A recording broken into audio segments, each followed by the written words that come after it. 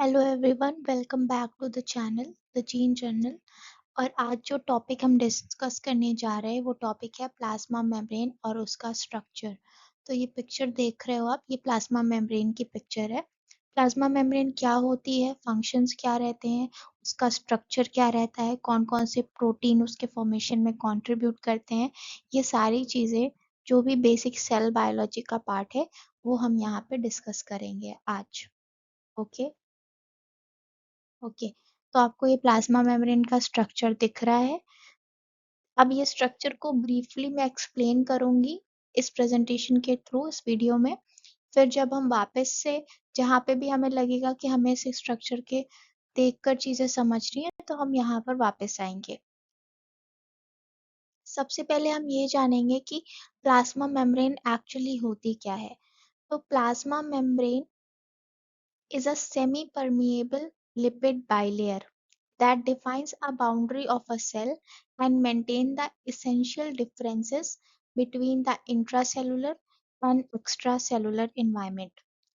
तो इसमें बेसिकली कहने का मतलब यही है कि प्लाज्मा मेम्ब्रेन एक तरह की सेमी परमिएबल मेम्ब्रेन होती है। सेमी परमिएबल मेम्ब्रेन का मतलब होता है ऐसी मेम्ब्रेन, ऐसी कवरिंग, ऐसी लेयर जो कि हर मॉलिक्यूल के लिए परमिएबल नहीं है। कुछ ऐसे स्पेसिफिक मॉलिक्यूल हैं, कुछ ऐसे स्पेसिफिक मॉलिक्यूल हैं जो कि सिर्फ इस मेम्ब्रेन को पास आउट कर सकते हैं और इस मेम्ब्रेन से अंदर आ सकते हैं, इस मेम्ब्रेन के बाहर जा सकते हैं। ओके, तो प्लाज्मा मेम्ब्रेन में सेमी परमिएबिलिटी का मतलब यही होता है। अब ये भी पता है कि प्लाज्मा मेम्ब्रेन बना किससे होता है। तो प्लाज्मा मेम्ब्रेन लिपिड बाइलेयर का बना होता है, ठीक है। और हर सेल के बाहर ये एक तरह की बाउंड्री का काम करता है, ठीक है।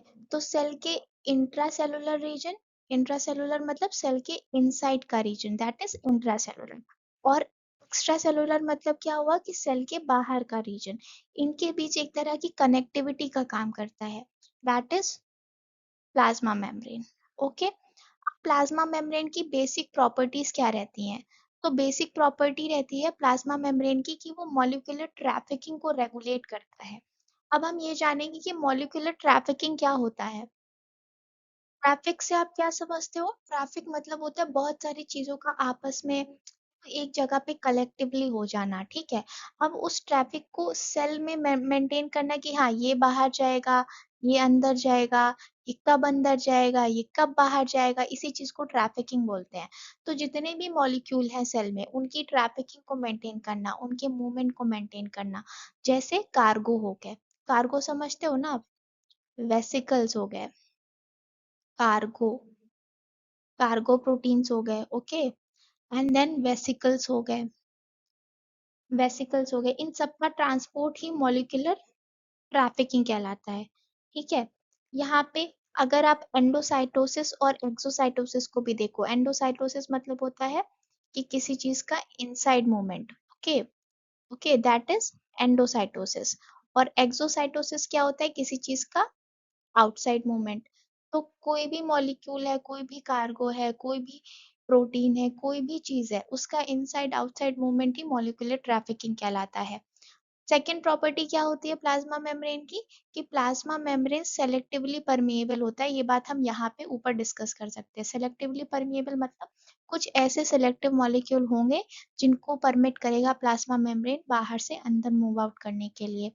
अब प्लाज्मा मेम्ब्रेन इलेक्ट्रिकली चार्ज्ड भी होता है और इसका जो मेम्ब्रेन पोटेंशियल रहता है वो -20 से 210 मिली वोल्ट का रहता है। इलेक्ट्रिकली चार्ज मतलब ये होता है कि हर मॉलिक्यूल का, इस यूनिवर्स में जितने मॉलिक्यूल है हर मॉलिक्यूल का खुद का एक चार्ज है। Either the molecule is positive और द मॉलिक्यूल इज नेगेटिव। तो प्लाज्मा मेम्ब्रेन का भी खुद का चार्ज है और प्लाज्मा मेम्ब्रेन में जो पोटेंशियल रहता है वो -20 से 220 मिली वोल्ट रहता है, ठीक है। एंड देन प्लाज्मा मेम्ब्रेन एक बहुत ही highly dynamic and fluidic structure है। हाईली डायनेमिक स्ट्रक्चर मतलब क्या होता है कि ये अपना शेप को चेंज करता रहता है अकॉर्डिंग टू द नीड, ठीक है। मान लो कोई कोई मॉलिक्यूल बाहर जा रहा है और उसको एक वेसिकल के थ्रू बाहर जाना है। तो ये जो प्लाज्मा मेम्ब्रेन ऐसे थी, तो धीरे धीरे जब मॉलिक्यूल के मूवमेंट की नीड के अकॉर्डिंग इसका शेप ऐसे होके ऐसे हो जाएगा, फिर ये मॉलिक्यूल कट जाएगा और प्लाज्मा मेम्ब्रेन वापस से अपने शेप में आ जाएगी। इसी चीज को हम डायनेमिसिटी बोलते हैं, डायनेमिक नेचर बोलते हैं, फ्लूइडिक स्ट्रक्चर बोलते हैं, ठीक है, कि रिजिड नहीं है, ये नीड के अकॉर्डिंग चेंज होता रहेगा। तो ये प्लाज्मा मेम्ब्रेन की बेसिक प्रॉपर्टीज थी। नेक्स्ट आगे देखते हैं। ओके, तो ये स्ट्रक्चर देखा ना प्लाज्मा मेम्ब्रेन का, तो ये इमेजिन करो ये प्लाज्मा मेम्ब्रेन का आउटर लेयर है, ठीक है।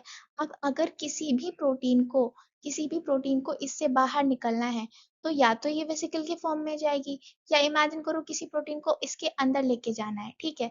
तो हो सकता है कि इसका स्ट्रक्चर ऐसे ना हो कि ये ऐसे हो जाए एंड देन प्रोटीन इनसाइड जाके वापस से अंदर पे सेट हो जाए और वापस से ये लेयर नॉर्मल बन जाए। तो इसी को बोलते हैं प्लाज्मा मेम्ब्रेन की डायनेमिसिटी, डायनेमिक नेचर या फ्लूइडिक नेचर। ओके, तो अब आ जाते हैं प्लाज्मा मेम्ब्रेन का स्ट्रक्चर, किस चीज की बनी होती है, कैसे बनी रहती है, कितना कंपोनेंट रहता है, ये सारी चीजें इस सेक्शन में डिस्कस करेंगे। तो प्लाज्मा मेम्ब्रेन मैंने बताया था ना लिपिड बाइलेयर का बना रहता है पहली स्लाइड में। तो लिपिड बाइलेयर क्या होती है? तो बेसिकली जो लिपिड्स होते हैं वो होते हैं फास्फोलिपिड्स। ओके, अब फास्फोलिपिड्स क्या होते हैं? लिपिड्स में आप फॉस्फेट को ऐड कर दोगे तो वो फास्फोलिपिड बन जाएगा, ठीक है। तो कंपोस्ट किससे होती है? फास्फोलिपिड से बनी होती है विथ हाइड्रोफिलिक। हाइड्रोफिलिक मतलब होता है water loving, okay, and hydrophobic होता तो वो वाटर हेट होता, ठीक है। तो अभी हाइड्रोफिलिक मतलब कि पोलर, पोलर मतलब वाटर में डिसॉल्व हो जाना, water is also polar, these are phospholipids are also polar, तो कंप्लीटली लविंग होते हैं, ठीक है। तो इनका जो हेड होता है वो कैसा होता है? वाटर लविंग होता है, हाइड्रोफिलिक होता है। और जो टेल होता है वो कैसा होता है? वो हाइड्रोफोबिक होता है, किसका? फॉस्फोलिपिड का। तो इमेजिन ये हमारा एक फॉस्फोलिपिड है, ठीक है। अब जो इसका एक हेड देख रहे हो ना, ये हेड कैसा होगा? ये वाटर लविंग होगा, ठीक है, इसमें वाटर का प्रॉपरली मूवमेंट होगा, वाटर से ये अलग नहीं होगा, ओके। एंड जो टेल होता है वो कैसा होता है? वो वाटर को नहीं ले पाता, लाइक उसको वाटर पसंद नहीं होता है। तो फॉस्फोलिपिड का प्रॉपर्टी क्या रहता है कि हेड कैसा रहेगा? वाटर लविंग रहेगा, और टेल कैसा रहेगा? हाइड्रोफोबिक रहेगा, ओके। तो ये बाइलेयर का बना रहता है। तो देखा था ना स्ट्रक्चर में, चलो देखते हैं। लास्ट स्ट्रक्चर में दिखाया था मैंने, ये तो उस स्ट्रक्चर में देखा था ना कैसे कैसे फास्फोलिपिड थे, ऐसे करके थे, ऐसे करके, एंड देन ऐसे करके। तो ऐसे कर कॉन्टिन्यूअसली करके ऐसे पूरा स्ट्रक्चर बना लिया था ना, तो वही होते हैं। देखो इनमें बहुत प्रॉपर्टी है, हाइड्रोफिलिक भी है और हाइड्रोफोबिक भी है। तो ऐसे ऐसी चीजों को हम क्या बोलते हैं? कि ये एम्फीपैथिक है। एम्फीपैथिक मतलब हो गया कि इनमें हाइड्रोफिलिक नेचर भी है और हाइड्रोफोबिक नेचर भी है। अब देखते हैं जो मेजर लिपिड्स कौन कौन से होते हैं। तो इसमें होता है फॉस्फोग्लिसराइड, स्फिंगोलिपिड एंड कोलेस्ट्रॉल, ठीक है। अब फॉस्फोग्लिसराइड को हम एक और नाम से भी जानते हैं जो कि होता है ग्लिसरोफॉस्फोलिपिड। ये आप नोट कर लेना अपने जहाँ पे भी आप नोट्स बना रहे हो। तो फास्फोलिपिड को हम ग्लिसरोफॉस्फोलिपिड भी कहते हैं। क्यों कहते हैं? क्योंकि जो इनका बैकबोन होता है ना वो ग्लिसरॉल का बना होता है, इसलिए इसको किसका बना रहता है? ग्लिसरॉल का, ठीक है। तो इसको हम बोल देते हैं ग्लिसरोफॉस्फोलिपिड, ग्लिसरॉल का बना होता है, ठीक है। और ये फैटी एसिड चेन होते हैं, और इनमें फॉस्फो बोल रहा है, इट मीन्स कहीं ना कहीं इसमें फॉस्फेट भी होगा, ठीक है, इसलिए इसको फॉस्फेट ग्रुप है, इसलिए इसको फॉस्फो बोल देते हैं। और ऑब्वियसली हेड कैसा रहता है? पोलर रहता है, मतलब वाटर लविंग रहता है। तो ये प्रॉपर्टी हो गई हमारे फॉस्फोग्लिसराइड की। दूसरा आ जाते हैं स्फिंगोलिपिड। स्फिंगोलिपिड क्या रहते हैं? ये ऐसी क्लास रहती है लिपिड की जो कि सेल मेम्ब्रेन में पाया जाता है। ऑब्वियसली हम प्लाज्मा मेम्ब्रेन की बात कर रहे हैं तो सेल मेम्ब्रेन में तो होगा ही होगा। इसका स्ट्रक्चर का जो फंक्शन रहता है ना, वो फंक्शन ये रहता है कि ये सेल के स्ट्रक्चर को मेंटेन करने का काम करता है, कि सेल का स्ट्रक्चर प्रॉपरली मेंटेन रहे, सेल की डायनामिसिटी मेंटेन रहे, और सेल में जो सिग्नलिंग का प्रोसेस होता है, ठीक है, हर सेल का एक सिग्नल रिसेप्टर होता है, फिर उसका सिग्नल आता है, फिर उसमें बाइंड करता है, फिर पूरी प्रोसेस चलती है। तो वो सारी चीज़ों का जो कंट्रोल, जो सारी चीज़ों की जो फंक्शनिंग होती है, वो किस से जुड़ी रहती है? वो जुड़ी रहती है स्फिंगोलिपिड से। इसके बाद आ जाते हैं कोलेस्ट्रॉल। कोलेस्ट्रॉल का बेसिक काम ये रहता है कि वो फ्लूइडिटी मेंटेन करता है और वो स्टेबिलिटी मेंटेन करता है, सिंपल सी बात है। तो मेजर लिपिड्स कौन कौन से हो गए? एक हो गया फॉस्फोलिपिड, दूसरा हो गया स्फिंगोलिपिड और तीसरा हो गया कोलेस्ट्रॉल। ठीक है, अब कॉम्पोजिशन देख लेते हैं कि कितना कॉम्पोजिशन कितने उसका है। ओके, चलो। अब लिपिड्स का जो अमाउंट है वो कितना रहता है? 50%। प्रोटीन्स का कितना रहता है? 50%। और कार्बोहाइड्रेट्स कितने रहते हैं? 7 to 8%। ओके, इतना भी आप याद रखो, आगे हम डिस्कस करते हैं। ओके, नेक्स्ट आ जाते हैं। अब हमने ये भी पढ़ लिया कि प्लाज्मा मेम्ब्रेन में लिपिड रहते हैं, कौन कौन से लिपिड्स रहते हैं, सारी चीजें समझ ली, राइट। प्लाज्मा मेम्ब्रेन में प्रोटीन्स भी रहते होंगे, पीछे स्ट्रक्चर तो दिखाया था, तो उसमें था ना glycoprotein, this protein, that protein. तो वो सारी चीजें देखते हैं। तो बेसिकली प्लाज्मा मेम्ब्रेन में दो टाइप्स के प्रोटीन रहते हैं। एक होता है इंटीग्रल प्रोटीन और दूसरा होता है पेरिफेरल प्रोटीन। इंटीग्रल प्रोटीन का मतलब क्या होता है? आप नाम से समझ रहे हो कि ये इनसाइड प्रेजेंट रहेगा। और पेरिफेरल मतलब क्या रहेगा? ये सरफेस पे, पेरीफेरी पे प्रेजेंट रहेगा। तो क्या होता है इंटीग्रल प्रोटीन, अगर हम स्पेसिफिकली देखें तो embedded with in the bilipid layer. Okay, तो लिपिड के जो दो लेयर रहते हैं ना, उसी के बीचों बीच रहेगा ये। ठीक है, और ये मेम्ब्रेन के अराउंड स्पैन रहता है, राइट। ओके, तभी ये लिपिड्स के बीच में आ गया। ओके, और इसमें क्या रहता है? हाइड्रोफोबिक रीजन रहता है। क्यों? क्योंकि अगर हाइड्रोफोबिक है तो इट मीन्स उसको इनसाइड प्रेजेंट रहना पड़ेगा, अदरवाइज वो बाहर प्रेजेंट रहेगा तो वो वाटर के कांटेक्ट में आएगा, जो कि इसको नहीं चाहिए। इसलिए ये हमेशा कैसा रहता है? हाइड्रोफोबिक रीजन रहता है, और ये लेयर के इंटीग्रल साइड में प्रेजेंट रहते हैं। ओके, अब आ जाते हैं पेरिफेरल में। पेरिफेरल मतलब समझे कि वो पेरीफेरी में, वो आउटर साइड पे प्रेजेंट रहता है, एक्सट्रिंसिक रहता है। ठीक है, तो ये लूजली एसोसिएटेड रहते हैं सरफेस के साथ, और ये नॉन कोवैलेंट बॉन्ड करते हैं। नॉन कोवैलेंट बॉन्ड मतलब क्या होता है?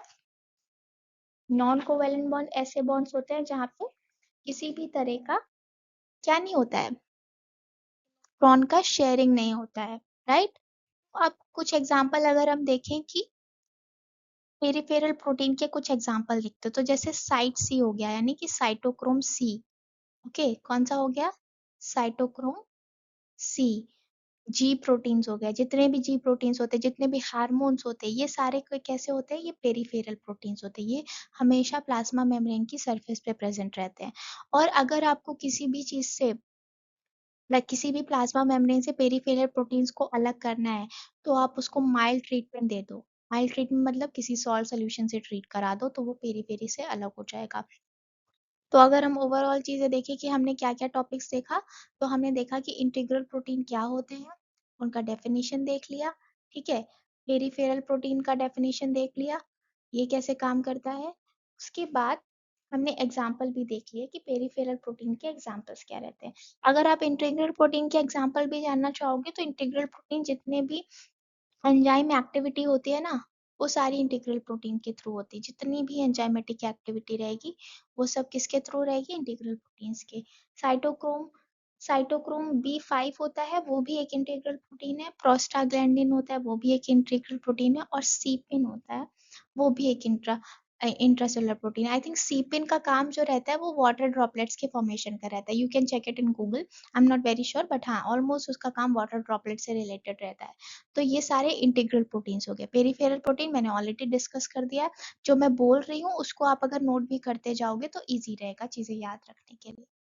ओके, उसके बाद प्लाज्मा मेम्ब्रेन जब इतना क्लियर नहीं हुआ था, तो साइंटिस्ट मल्टीपल मॉडल्स देते जा रहे थे। ठीक है, कि ये मॉडल ऐसा होता है, इस साइंटिस्ट ने बताया नहीं प्लाज्मा मेम्ब्रेन इससे बना रहता है, फिर दूसरा साइंटिस्ट ने एक्सपेरिमेंट किया, उन्होंने बताया नहीं इससे बना रहता है। तो एक्चुअली प्लाज्मा मेम्ब्रेन के कितने मॉडल शुरुआत से लास्ट तक आए हैं, और कौन सा मॉडल हम मोस्ट एक्यूरेट मान के चल रहे हैं, ये भी हम इस वीडियो में डिस्कस करेंगे।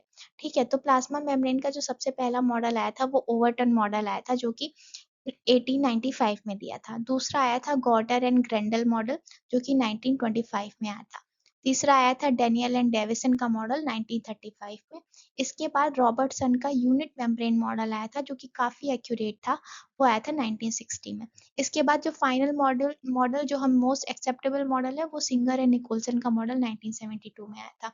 इस मॉडल के बारे में बेसिक बेसिक चीजें भी मैं इस वीडियो में डिस्कस करने की कोशिश करूंगी। ऑल्दो वीडियो थोड़ा लंबा हो जाएगा, यू कैन मैनेज और you can speed up as whatever the need you have, okay।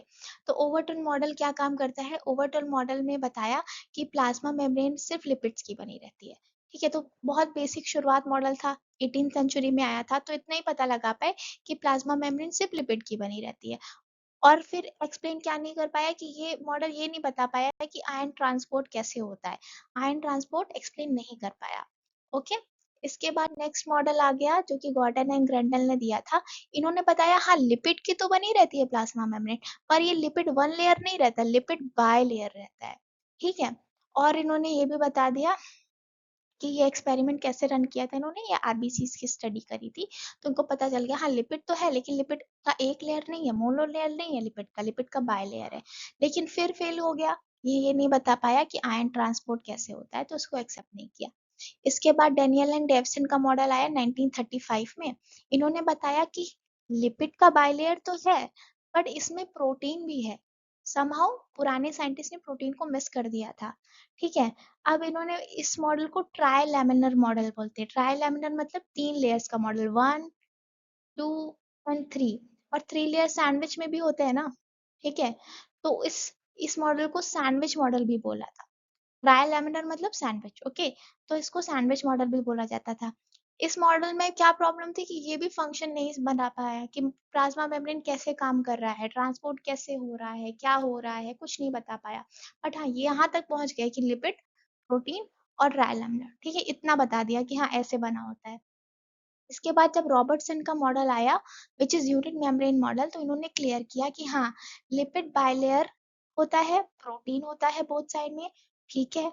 इसके बाद इसमें लिपिड और प्रोटीन, ठीक है, सैंडविच होता है, जैसे कि लिपिड हमेशा बीच में रहेगा और जो प्रोटीन्स रहेंगे वो आउटर रहेगा, तो सैंडविच वाला हो गया। और इन दोनों का ओवरऑल ओवरऑल अगर हम देखें तो इनका कितना इसका विड्थ होगा, तो ये 75 एंगस्ट्रॉम होगा। लेकिन हालांकि ये मॉडल भी इतना कुछ एक्सप्लेन करने के बाद फेल हो गया, क्यों? क्योंकि प्लाज्मा मेम्ब्रेन के फंक्शन नहीं बता पाया, फेल हो गया model, okay. Next final model आ जाता है सिंगर एंड निकोलसन का मॉडल। सिंगर एंड निकोलसन का मॉडल ने बताया कि प्लाज्मा मेम्ब्रेन लिपिड प्रोटीन्स की बनी है, ठीक है।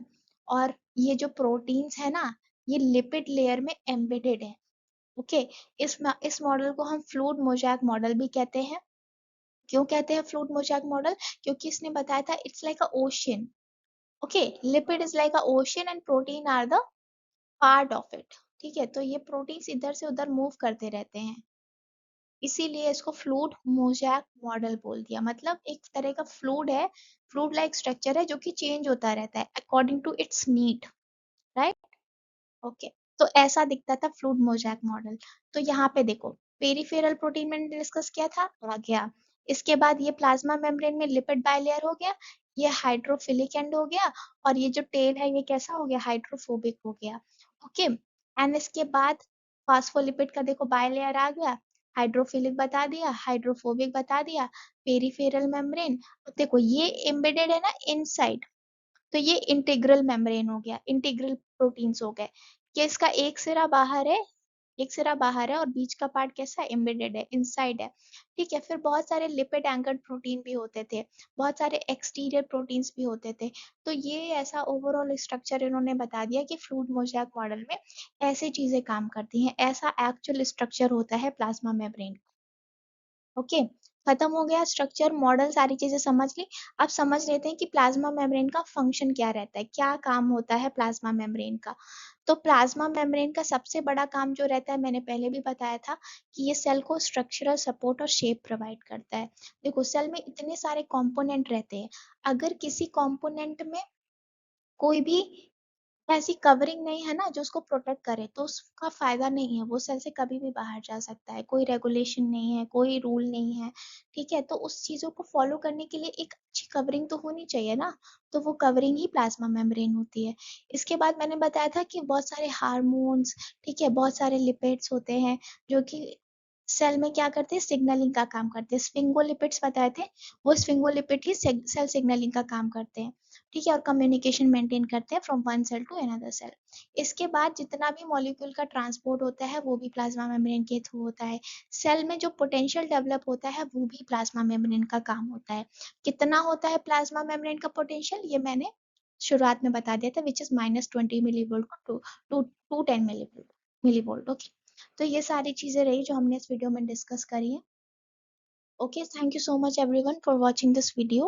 Don't forget to subscribe the channel and like the video.